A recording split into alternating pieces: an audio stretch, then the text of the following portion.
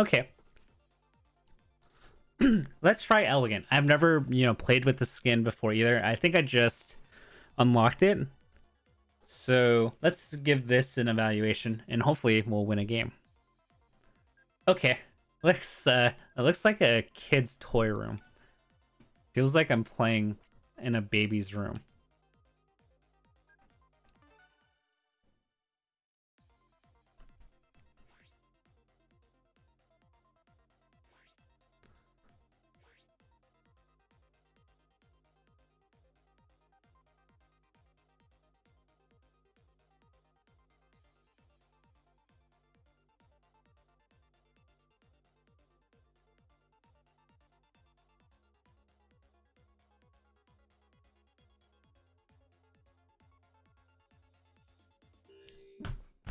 Okay. It looks like I'm like a baby with like one of those like headpieces. Okay. The music, the sound effects feel soft. Okay. I feel like I'm not gonna enjoy this skin. I don't know what it is, but it's just a hunch. The sound effects already don't feel great. I don't know. I don't know. I guess it's like too soft, I guess is a way to put it. Oh. Yeah, it feels too soft. I like it when it like packs a punch. It's like when you go Falcon Punch, like with the emphasis versus like Falcon Punch. That's how the sound effects feel. Let's see if something will pop up that I like about it. We will see. Overall, not really impressed so far.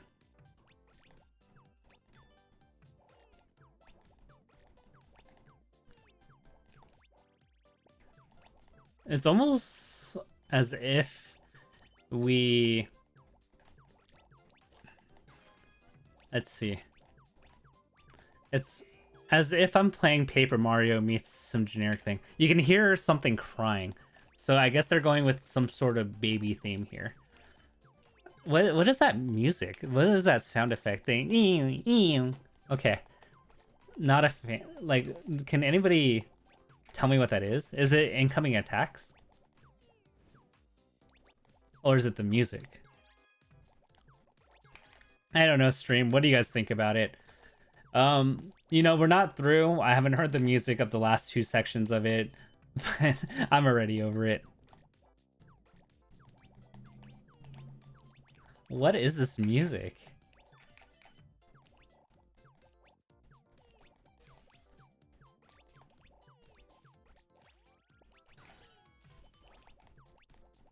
Like, can anyone tell me what this is?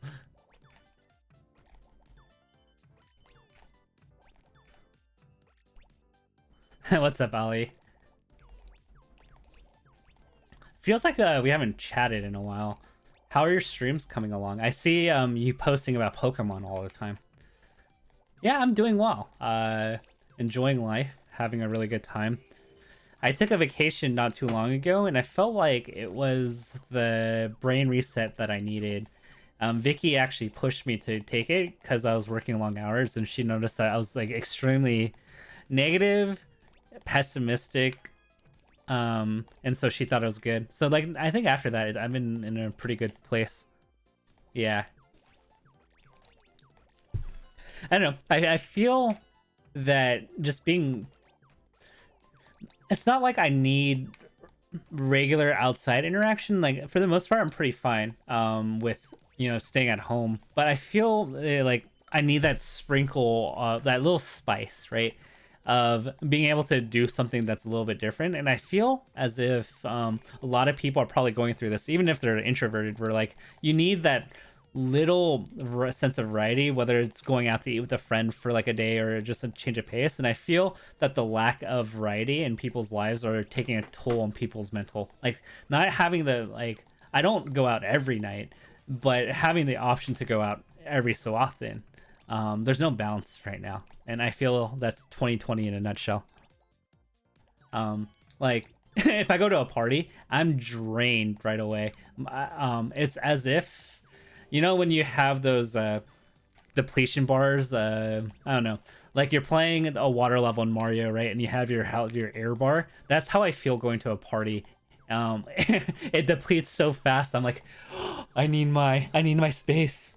I'm suffocating. But but the same way, I feel like I have a slow moving suffocation bar if I'm not going out eventually. But yeah, I should tune into your streams too. Um, I love Pokemon, and you do a lot of retro stuff, which is up my alley. No pun intended. I just realized. I was like, oh shoot, I just said a cheesy pun.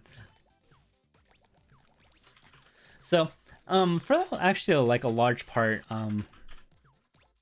yeah, I collect a lot of TCG stuff. I have the master set of Darkness Ablaze and Hidden Fates, and also Champion's Path. So, been collecting a lot, and I don't know what it is about COVID too. I feel as if every collectible thing has skyrocketed in price ever since COVID started.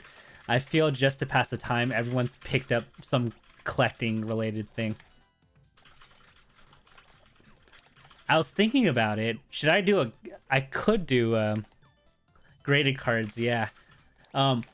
So what's really tragic? I saw Steve Aoki bought a first edition graded PSA 10 for $170,000. Is what the final number I read. So funny but sad story is, back in this was shortly after Black and White came out, so circa 2010. I bought and this was when Pokemon was starting to come back, at least the card game. I think a lot of people left the card game, and they slowly started coming back. People who once played it in the early 2000s, like started, playing Pokemon again. So cards were not expensive. I bought a first edition Charizard off of a seller on eBay, on Facebook actually, for about, I believe it was like in the ballpark of $250 to $300. I don't remember the exact amount. And so I'm like, cool, like first edition Charizard. I remember this when I was a kid. These used to be really expensive. I remember first edition Charizard before graded cards were a thing were like peaking at $400. So I thought to myself, wow, $300, really great deal. Like I remember when this was much more expensive. And this is kind of crazy that we're saying that $400 for a first edition Charizard is really expensive. So I'm about to go to I'm about to go back to grad school. Grad school costs a lot of money. I go, okay, like, like I'm moving. I don't want to, I accumulate a few cards, but like, I don't want to carry this inventory. Plus, like, I can use the spending money. So I have to sell, the first edition Charizard, and keep him to a dude named John Kettler, who used to run, Hey Trainer, if you guys remember that site. It was a web forum where people, talked and collaborated about strategy. But anyway, and I sold it for $350. So I think I bought the card initially for $250 because I remember I got about a $100 profit on it. And at the time, like flipping a card for $100 seemed like a pretty good deal. So I'm like pretty happy about it. At the time, but when I look back, it feels like, man, like what was I thinking? Of course, no one I couldn't have known back in the day, but now, and this was a PSA graded 9. Now you see a PSA graded 9 first edition Charizard goes for like $70,000, and I'm just like, oh, that hurts. That hurts so much. Because I know that's like the asking price. If you look on eBay right now, I think there's one at like $85,000 that no one's bid on. Not to say that just because somebody asked for 85K, that's gonna go for that much. But I think like there's two right now. One is going for like 60K, and the other is going for 85K. And eventually they might sell because I think Logan Paul also bought a first edition box, which he's like unboxing soon or something. And like it's just crazy how much these cards are going for. So yeah, I walked away from, I mean, had I kept it, I could have been made $70,000 as opposed to 300. But it's like kind of interesting. It's like there's like no one would have known back then, right? And I feel like when we look at investments, we're like, oh man, like I wish I held, or we somehow feel like we have this clairvoyance, like as if we know that this price is going to go through the roof. And when I think of like crypto, right, with Bitcoin, when it was like, pennies on the dollar, and people were like, man, like I would have had $20,000, or if I had one Bitcoin. But like realistically, like let's say you bought something for a few cents, right? Whatever Bitcoin was worth back in the day, like let's say it's $20, right? When it hits like $100 and you 5x your investment, would you really tell yourself like, hey, it's gonna go up more? Or are you gonna have the mindset of, oh, I'm not sure, like it could maybe it's like overvalued and maybe it drops like instantly. And I feel like a lot of people, even with that, like had crypto, would be like, oh, like I don't know if crypto's going to go up any higher. It's already 5 to 10x the value of what I bought it for. I should probably just sell and be happy.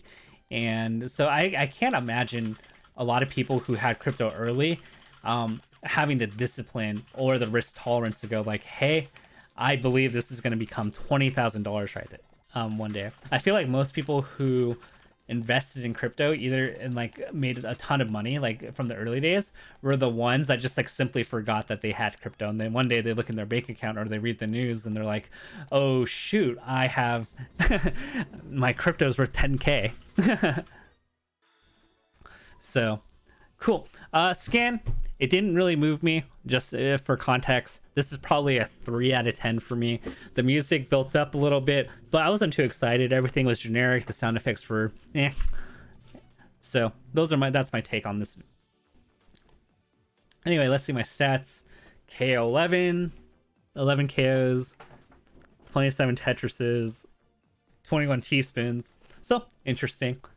3 out of 10. Anyway, my YouTube shilling. Like, comment, subscribe. Please support me. Thank you.